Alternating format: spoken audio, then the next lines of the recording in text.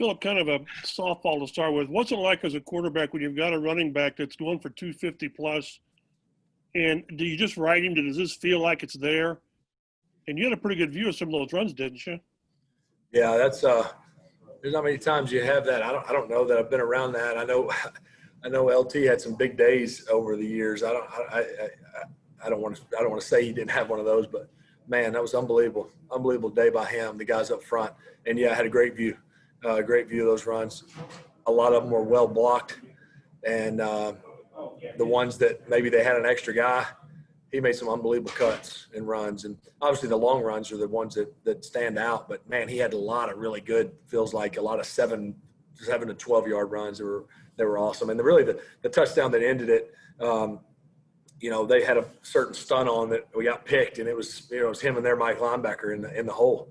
Could have been a 2-yard gain, ended up being a 40-yard touchdown. So unbelievable day by him and the guys up front, the tight ends, the receivers blocking. It was a heck of a rushing day. Stephen Older. Hey, Philip, this might sound like a dumb question because you won 11 games, but how do you know that your team's ready for the playoffs? What tells you a team's ready for the playoffs? Well, each week stands alone. We won 11 football games this year. Starting off 0-1 and then win 11 of the next 15. I mean, that's a heck of a year when you win 11. And so, we kind of it felt, again, like I said last week, we felt a little bit this week like we were in hang on, where we're hanging on to something a little bit.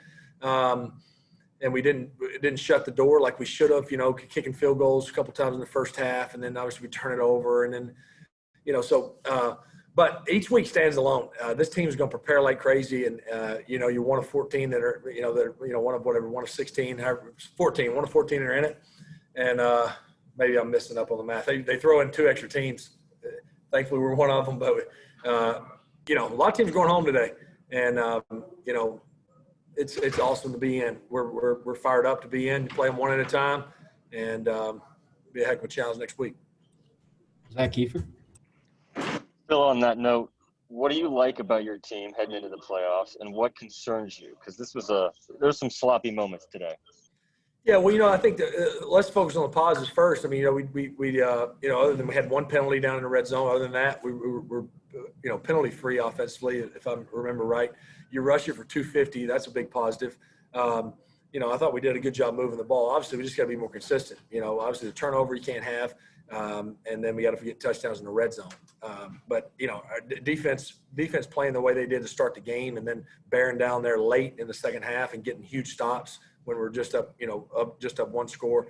I just think they all stand alone. I don't feel like it's the game's not continuing. It stands alone. We find a way to win a game. They're all separate. You can group them all together. But I think what gives us confidence is we're an 11-win team that is a real close group, a tough group. I think we've proven that we're a mentally tough, physically tough group, and we're hungry. You get in, and everybody's got a shot. And if there's ever a year to be the road team, obviously it'll play itself out. But from a noise standpoint and all that, seems like this would be the ideal year if you're going to make a run on the road. We'll go 2 more. Jim Aiello. Yeah, Philip, I know you didn't come here just to make the playoffs, but that was a big change in your career. Obviously, all those years with the Chargers. Do you take a minute to I don't know if it's validation is the right word, but you made that change. You decided to come to Indy, and it seems to have worked out. Yeah, it's about this team. It's true, but yes, I mean, certainly wanted to be a part of a playoff team and a team that has a chance to win a championship. And I definitely found out early on that I was on that kind of team. And then you have to go out and prove it over the course of 16 games, and we've done that and got ourselves in and have a chance. Which is I think especially when you get late in your career, even the last 6-7 years, you're sick at the end of the year when you don't even have a chance. You don't have a chance when you go home after today. If it's out, you don't even have a chance. And obviously 6 teams will be eliminated next week. But you got to give yourself a chance, and we've done that. And now it's just a matter of going out and trying to win a game 1 week at a time. We talk about being 1-0 each week. Well, that's what the postseason is. So, We'll be there Saturday or Sunday. We'll be there. We'll go last one here, Phil B. Yeah, Phil, I was wondering about you keeping an eye on your phone before the game.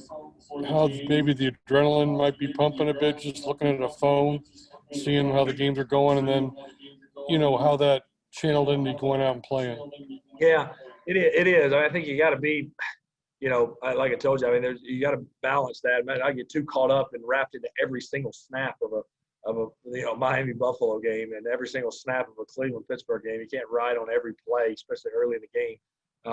I was doing that right before I left my house. I was telling my family, my brother, my son, my dad, all mom, everybody was there.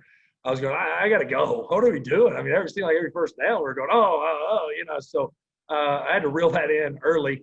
And then once Buffalo got a big lead, I shut it off. I said, shoot, shut it off. What good is it going to do to watch it now? Let's go focus on the Jags. And I think our team did that. We came out about as good as you can come out, other than, again, kicking field goals instead of scoring touchdowns. But both sides of the ball, special teams came out the way you would expect a team to with a playoff berth on the line.